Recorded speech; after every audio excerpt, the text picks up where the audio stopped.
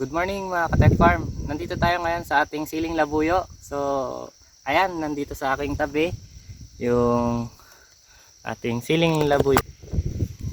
Ito na siya ngayon mga ka-Tech Farm, malaki na siya. Naka-recover na rin siya mula nung tayo ay maglagay ng mga fungicides at mga pataba.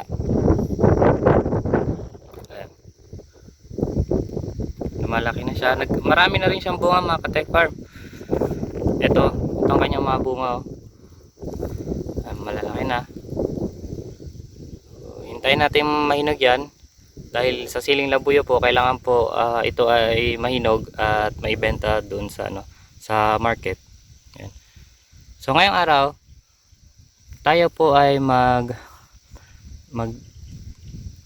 magtutunaw ng mga fungicides at mga pataba at ihalo natin sa isang timba at ilalagay po natin, ibubuhos po natin dito sa kanyang gilid. Ayan. So isang lata lang ito, maghalo tayo ng Zebra Blue.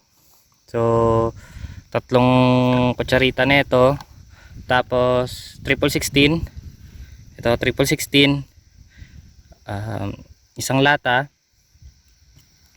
Tapos itong calcium nitrate na 1.5 lata ng calcium nitrate dahil medyo malaki na sila, so kailangan natin dagdagan. Nakaraan kasi 1 lata lang ng calcium nitrate ang ating inilagay, ngayon 1.5 na. Tapos maglalagay din tayo ng humus. Ayan, humus.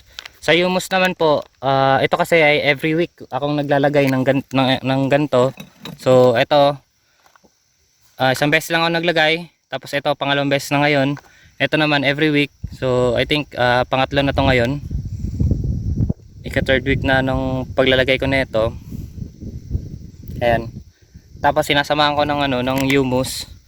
Tapos nung nakaraan nag-side dress din ako ng dupos dito. So ayan, naka-recover na siya. Kita nyo naman mga ka-Tech Farm, no? Ayan yung kanyang mga bunga, lumalaki na siya. And sa itaas malaki na rin, naka-recover na sila mga ka-Tech Farm. And nadaanan pa nga ito ng bagyo, tapos madalas pa rin ang pag-ulan dito, halos mag-isang linggo. Naka-recover naman siya. So ayan, humus soil conditioner yan. So hinahalo ko yan, 2 kutsarita. Ito, 2 kutsara na ito humus.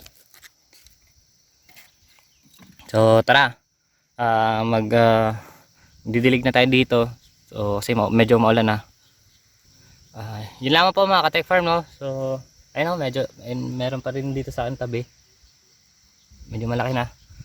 Marami na rin bunga mga Tech Farm. So lagi po natin tatandaan mga ka-Tech Farm, pananalig sa Panginoon, sipag at tiyaga ang pangunahing pataba sa pagsasaka.